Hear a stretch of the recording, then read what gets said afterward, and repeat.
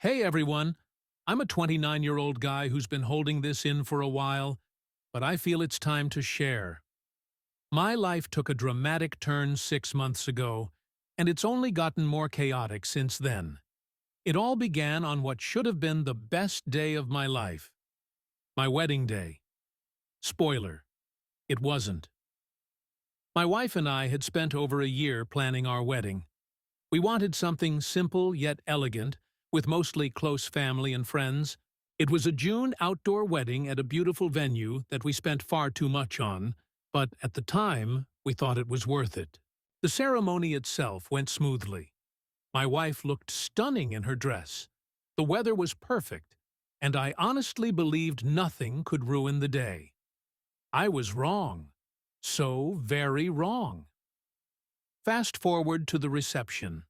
My dad, let's call him Frank, has always been loud and opinionated. He's the kind of guy who corners people at family events with his strong opinions and always drinks a little too much. Still, I never anticipated what happened next. The toasts were supposed to be a heartfelt moment. My best man gave a wonderful speech full of funny stories and sincere love for my wife and me. Then it was my dad's turn. I was nervous, but told myself he'd keep it brief and sweet. Wrong again. He started off fine, talking about how proud he was of me and how much he loved my wife. But then he suddenly veered into this strange rant about how I had been a difficult child, how I never listened to him growing up, and how he never thought I'd settle down. People started shifting awkwardly in their seats, but he kept going. He made a rude comment about my wife, saying she must have the patience of a saint to put up with me. Then he criticized our choice to have a small wedding, calling it cheap compared to the extravagant parties our family is used to. It felt like a car crash. Awful. But you couldn't look away. My wife was gripping my hand under the table so tightly it hurt, and I could feel my face burning with embarrassment. I should have stopped him, but I froze. Before I knew it, my wife stood up and told him to stop. That's when everything went off the rails. Frank didn't like being interrupted. He snapped back at her, something along the lines of, "I'm just being honest, sweetheart." My wife wasn't having it, though, and told him to sit down. They began shouting at each other in front of everyone. My mom tried to intervene, but the damage had already been done. People were whispering, some were leaving, and the venue staff looked extremely uncomfortable. Eventually, the venue manager came over and asked my dad to leave. He refused, of course, and the argument spilled into the parking lot. It ended with him shouting about how ungrateful I was while stumbling into a cab. The rest of the evening was a blur. My wife and I spent hours apologizing to guests and attempting to salvage what was left of the reception. By the time we returned to our hotel room, neither of us had the energy to celebrate. We just sat there, staring at the walls, wondering how everything had gone so wrong. A week later, Frank sent me a text that was meant to be an apology. It said something like, "Sorry if I ruined your wedding." I was stressed, and the drinks didn't help. Hope we can move past it. That was it. No acknowledgement of what he said to my wife or the scene he caused. Just a half-hearted excuse disguised as an olive branch. For context, Frank has always been the type of person who thinks he can say whatever he wants, and that people will just get over it. He's never gone this far before, though. My wife, understandably, wants nothing to do with him until he gives a real apology. And honestly, I don't blame her. But now, 6 months later, the rest of my family is piling on the pressure. It started with my siblings, who keep saying things like, "You know how Dad is," and "You're being too harsh." My mom called me the other day, nearly begging me to let it go for the sake of the family. She said Frank was devastated and just wanted to move forward. To make things worse, we recently got the professional photos from the wedding. They're beautiful, except for the moments where you can see the tension on our faces or the empty seats in the background as guests started leaving early. Looking at them brought everything back, and I found myself getting frustrated all over again. Now, with Christmas approaching, Frank has invited us to the family dinner, saying it's a chance to reconcile. But my wife doesn't trust him, and honestly, neither do I. I feel stuck between a rock and a hard place. Half my family thinks I'm being petty, and the other half is staying out of it. Meanwhile, my wife and I are still dealing with the fallout from a wedding that should have been perfect. So, here I am, turning to strangers on the internet. Am I wrong for refusing to reconcile until my dad gives a real apology? Or should I just suck it up for the sake of family unity? Because right now, it feels like no matter what I do, someone's going to be upset. Update 1. After a lot of back and forth with my wife and some reluctant talks with my family, we decided to go to the Christmas dinner. I knew it was a bad idea the moment we pulled into the driveway. The house looked like something out of a Hallmark movie, but it felt more like walking into a trap. When we got inside, my dad greeted us as though nothing had ever happened. Big smile, arms wide open, acting like we were just there for a casual family gathering. He even tried to hug my wife, but she dodged it by stepping around him to hang up her coat. The awkwardness was thick, and it only got worse from there. The first warning sign came about 10 minutes in. My dad handed us a huge, fancy wrapped gift and made a big deal about how much we were going to love it. Everyone else stopped what they were doing to watch us open it, which made the whole thing feel like more of a performance than a genuine gesture. Inside was an extremely expensive espresso machine, the one we'd mentioned wanting months ago but had decided against because it was out of our budget. My wife and I exchanged a look, and I could tell we were both thinking the same thing. This wasn't a gift. It was a bribe. As we tried to thank him politely, one of my siblings piped up with a snarky comment about how we should be grateful and stop holding grudges. My wife tensed up, but stayed silent, clearly trying to maintain her composure. Meanwhile, my dad was grinning like he'd just solved world peace with his gift. Dinner wasn't much better. My dad kept trying to make small talk, asking about work, casually throwing in comments about how glad he was that we were all together. My wife barely spoke, giving curt one-word answers that made it clear she wasn't interested in playing along. The tension was so thick you could cut it with a knife, but my dad either didn't notice or didn't care. Then came the apology, or what he thought was an apology. In the middle of dinner, with everyone watching, he raised his glass and gave a long-winded speech about how he was sorry if anyone felt hurt by what happened at the wedding. He went on about how stressed he'd been, how he had too much to drink, and how he hoped we could all move past it because life's too short for grudges.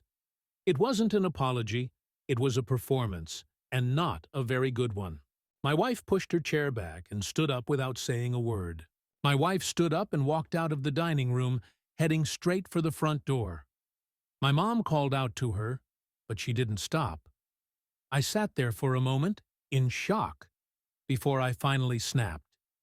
I told my dad he had no clue what a real apology looked like, and that he had ruined what should have been the happiest day of my life.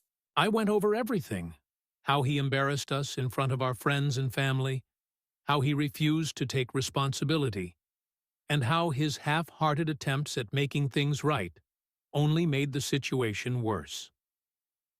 By the time I was done, the whole room was silent.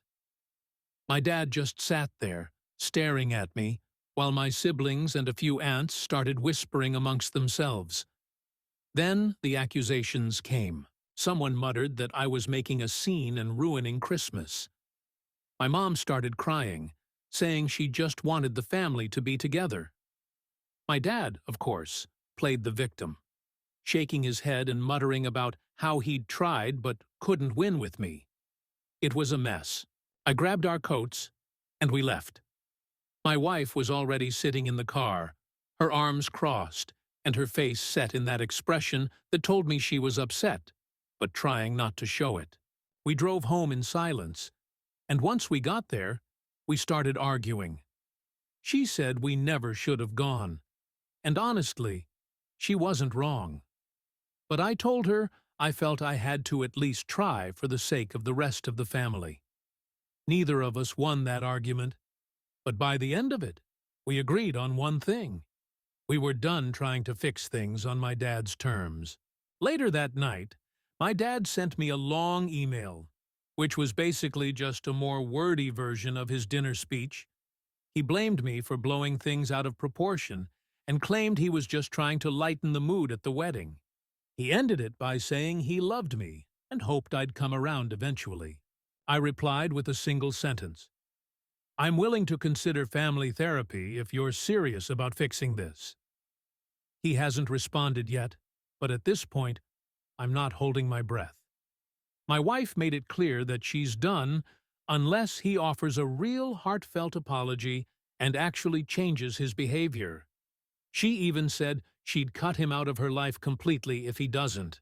I posted about the whole ordeal on Reddit, and the responses were mixed. Some people told me to stand my ground and protect my wife, while others said I should find a way to move forward for the sake of family unity. Honestly, I don't know what the right answer is, but one thing's for sure. This isn't over. Update 1. A few days after the Christmas dinner debacle, my phone buzzed with an incoming call from my mom. She never calls this late, so I figured something must be up. She started off speaking in a low, almost conspiratorial tone, apologizing for how things went down at the dinner. She admitted that she felt bad for pressuring us to come and said she knew my dad wasn't in the right frame of mind to make things better. It was the first time she'd acknowledged his role in everything without trying to shift the blame onto me or my wife. Then, my younger sister texted me out of the blue, asking if we could talk. She told me she agreed with us that Dad was completely out of line and had been avoiding accountability for too long. She said she'd wanted to speak up at the dinner, but was too nervous about how the rest of the family would react. It felt like a small victory, knowing I wasn't the only one in the family who saw how wrong this all was. Things didn't stay calm for long, though. I sent my dad an email following up on my suggestion for family therapy, hoping he might reconsider. His response was quick and brutal. Therapy is a waste of time. We don't need a stranger to tell us how to talk to each other. That was it. No attempt to meet me halfway, just an outright dismissal. I forwarded it to my mom, hoping she'd help convince him, but I never heard back. As if the universe wanted to pile on, I got an email from one of the wedding vendors, checking in to ask if we needed anything else. It would have been nice if it hadn't dredged up memories of that disastrous day. It's funny how something as simple as an email can send you spiraling. Meanwhile, my wife decided to share her perspective on Reddit. She wrote about how everything unfolded from her point of view, and the responses were overwhelmingly supportive. People validated her feelings and encouraged her to stand her ground, which seemed to give her a bit of relief. Still, it didn't change the fact that we were in the middle of a family drama that felt impossible to untangle. The real explosion happened when someone in the family found her Reddit post and shared it in the family group chat. Suddenly, my phone was blowing up with messages.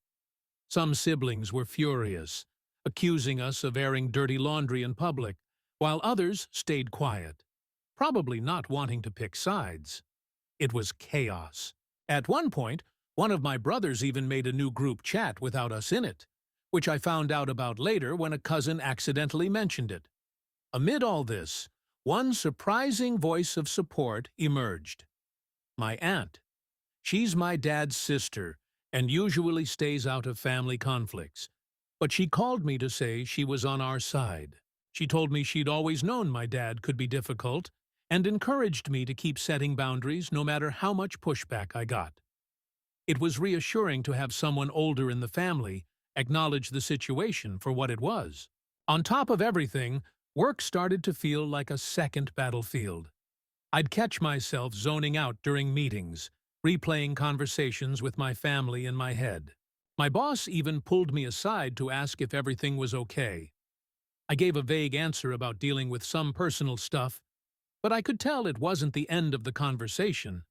Just when I thought things couldn't get more ridiculous, my dad posted one of his cryptic Facebook statuses. It said something like, "Some people don't know the meaning of family loyalty." No names, but plenty of implications. Of course, relatives started commenting, asking what was wrong, which only added fuel to the fire. I ignored it, but my wife was livid. She said it was just another example of him trying to control the narrative without taking responsibility. At this point, my wife and I decided we needed help navigating all this. We found a couples therapist who specialized in family issues and scheduled our first session. The therapist suggested focusing on what we could control and not letting my dad's behavior dictate our actions. It wasn't a quick fix, but it felt like a step in the right direction. Then my mom reached out again. She proposed a one-on-one dinner with just me and my dad, saying she thought it might help us work things out without the pressure of the whole family watching. I didn't answer right away. I wasn't sure if I was ready to face him again, especially after everything that had happened before. Before making a decision, I turned to Reddit again, asking readers what they thought. The responses were overwhelming. Most people advised against it, saying my dad needed to show real effort before I gave him another chance. A few people suggested going but setting firm boundaries for the conversation. It gave me a lot to think about, but I still haven't made up my mind. For now, I'm focusing on keeping my wife and myself grounded. This whole thing has been draining, but I'm starting to realize that we can only control our own actions. Whether or not my dad ever steps up, I know where I stand. Update 3. Despite the overwhelming advice from Reddit to avoid a one-on-one dinner with my dad, I decided to go. Part of me thought, what if this is the one chance to fix things? My mom had been relentless, saying she believed this meeting could be a turning point. My wife didn't love the idea, but she understood why I felt I had to try. So I agreed, with the condition that this was just between me and my dad. No spectators, no interruptions. The dinner was set at a small family-style Italian restaurant my dad loves. I showed up a few minutes early, hoping to settle my nerves. He arrived right on time, walking in like this was just another casual night out. As soon as he sat down, he kicked things off with a joke about how kids these days are too sensitive. I froze for a second, trying to decide if he was serious. When I didn't laugh, he waved it off and changed the subject. But the tone for the night was already set. Before we even got through ordering, my mom walked in. She looked nervous, carrying an awkward smile, like she knew she wasn't supposed to be there. I asked her what was going on, and she stammered something about wanting to help mediate. My dad didn't seem surprised, which made it clear this was planned. That's when I knew this wasn't going to go well. The conversation started off tense but polite. My dad made small talk about work, the weather, and random family updates. But it didn't take long for things to spiral.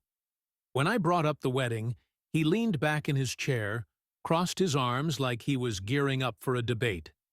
He said the whole thing had been blown out of proportion and that I had set unrealistic expectations for how people should behave.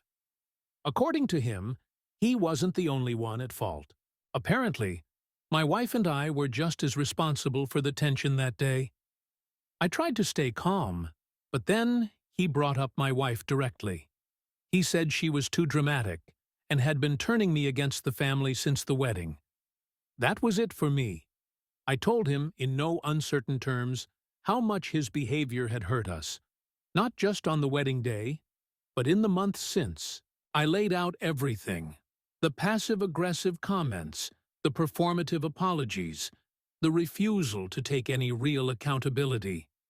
Our voices started getting louder, and I noticed people at nearby tables glancing over.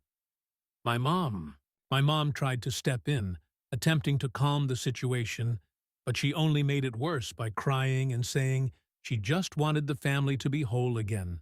Instead of backing down, my dad doubled down, insisting his wedding toast had been misunderstood and that he shouldn't have to keep apologizing for something that was clearly a miscommunication. The argument had gotten so loud that a server came over to check if everything was okay. Realizing this wasn't going anywhere, I stood up, threw some cash on the table for my meal, and told them both I needed some space. My dad called after me as I walked out, but I didn't stop. On the drive home, I texted my mom telling her I didn't want to talk to either of them for a while. Later that night, my phone started buzzing nonstop. My dad had apparently shared his version of the dinner in the family group chat, painting himself as the victim. He claimed I had attacked him out of nowhere and accused me of being disrespectful. One of my siblings jumped in to back him up, saying I was tearing the family apart by not letting things go. Others stayed silent, which felt almost worse. When I got home, my wife was waiting for me. She listened as I explained what happened, nodding along like she already knew how it was going to unfold. She reassured me that I had done the right thing by standing up for us, even if it felt like everything was falling apart. It was one of those moments that reminded me why I married her. At our next couples therapy session, I told the therapist everything. She listened carefully, then suggested that it might be time to set non-negotiable boundaries. She explained that while reconciliation is a two-way street, my dad wasn't showing any willingness to meet me halfway. She encouraged me to prioritize my mental health and my marriage, rather than continue trying to fix a relationship that felt increasingly one-sided. I updated Reddit about the disastrous dinner, and the responses were overwhelming.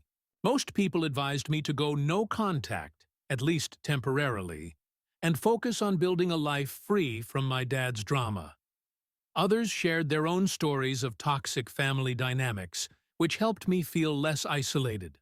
Right now, I'm leaning toward distancing myself entirely from my dad. My wife and I are stronger than ever, but this whole situation has shown me just how much harm unchecked family dysfunction can cause. No matter what happens next, I know for sure I'm done trying to make things work with someone who refuses to take responsibility for their actions. Update 4.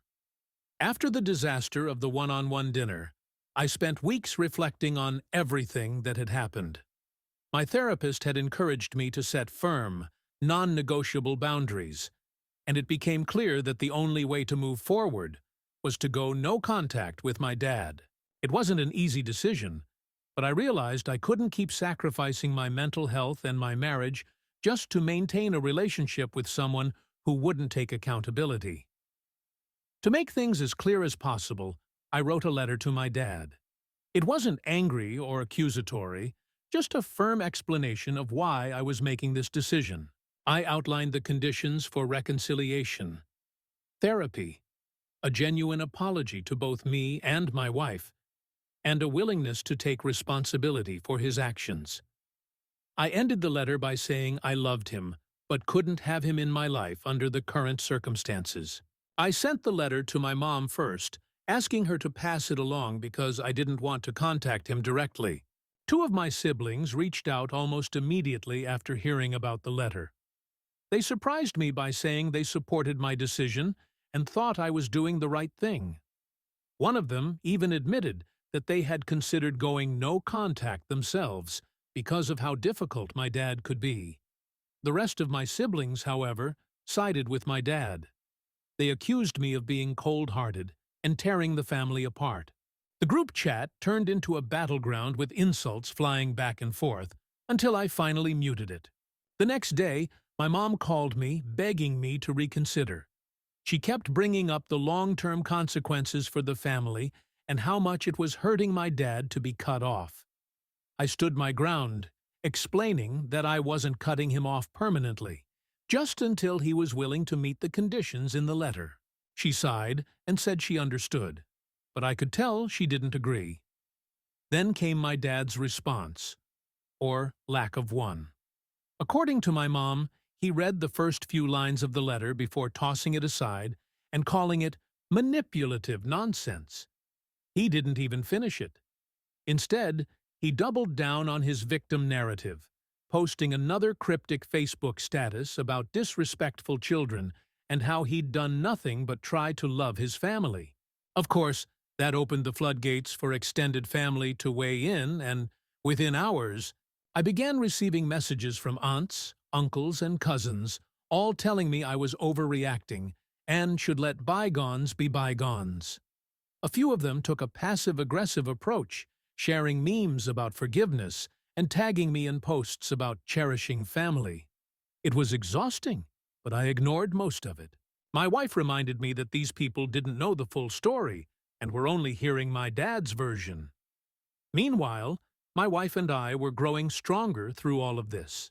We had started couples therapy to navigate the fallout, and it was helping us communicate better and stay united. On our first wedding anniversary, we decided to celebrate in a small but meaningful way. We reflected on how far we'd come since the wedding disaster and were grateful that we'd managed to keep our relationship intact despite everything. Just when we thought things were settling down, my dad showed up unannounced at our house. It was a Sunday afternoon, and we were in the middle of binge-watching a show when the doorbell rang. I looked through the peephole and saw him standing there, arms crossed, clearly expecting to be let in. My wife immediately tensed up, whispering that we shouldn't open the door. I cracked the door open just enough to speak through it and asked what he was doing there. He said he wanted to talk, insisting that it couldn't wait. I told him I wasn't comfortable having this conversation without the boundaries we discussed, but he kept pushing, saying I was being ridiculous and that we needed to sort things out like men. When he refused to leave, I told him I would have to call the police if he didn't step off the property. He scoffed, daring me to do it, so I did. It wasn't an easy call to make, but I felt I had no other choice. When the officers arrived, they calmly asked him to leave, and he eventually complied, muttering under his breath the entire time. The whole thing left me shaken, but my wife reassured me that I'd done the right thing. The family group chat exploded again after that. My dad, of course, painted me as the villain, claiming I'd humiliated him in front of the neighbors. One of my siblings called me heartless for involving the police, while another said I was taking things too far. I didn't bother responding. At this point, it felt like arguing with them was a waste of energy.